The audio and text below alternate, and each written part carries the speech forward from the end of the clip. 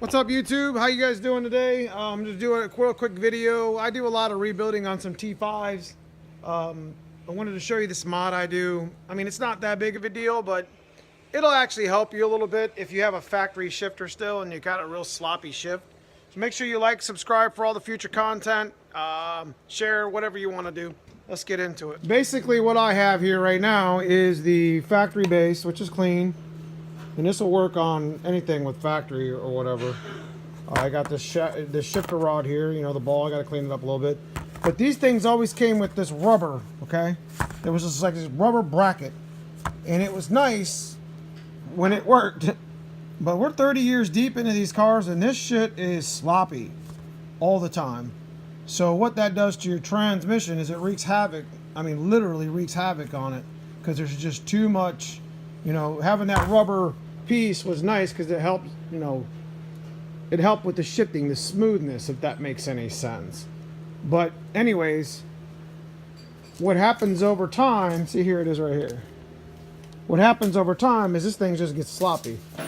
You know, it was a bracket over top of that, and then it had two factory M8 bolts, flanged bolts that went into it. But I mean, it's just garbage. So what I've done here is basically created my own mod. So you take two 3/8 bolts, you take 5/16. You can use whatever washers you really want. You know, and I got an M8 125 pitch, 30 mil long, and a couple M8 bolts, and just some lock washers, and of course a dab of Dooya, right? A little bit of blue Loctite.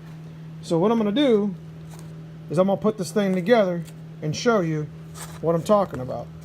So I'm gonna take this arm and I'm going to literally put it together like this. Okay. All right, so basically what I'm gonna do here is I'm gonna take this shifter rod, handle, excuse me. We'll preload these. Super easy mod and it's quick. Okay. Spring, I'm gonna use this old junk thing for a base. So 3/8 fits right in that hole. What it's doing is just filling a gap. See what I mean? It's just filling a gap. And this will go right through it. See it? Isn't that sweet? So it's not sloppy. You know what I mean? If I try to screw this thing down with all these holes here, or all this big circle in here, you know, some hard shifting and that thing's gonna start coming loose. But what I should have done before I did the other one was put the Loctite. That's okay. We'll get it eventually. So, dab of Dooya.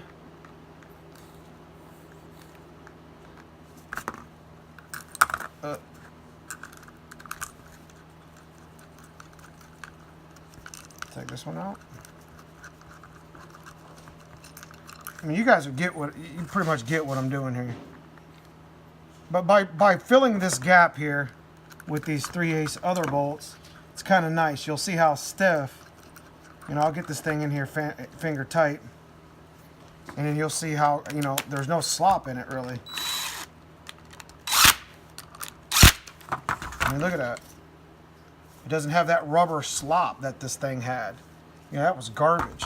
So it's not exactly straight, because I just wanted to show you real quick. So I'll bring it off a little bit, straighten it out, hit it with the gun, be straight. Now I can go to this side, and usually I would want to use a flange. I just kind of ran out of them, but I would just use a flange style M8 nut on the other side. I hit a little bit of blue Loctite. And the flange is nice because, you know, it's like having its own washer or whatever. So I just put these on the other side so it doesn't come loose.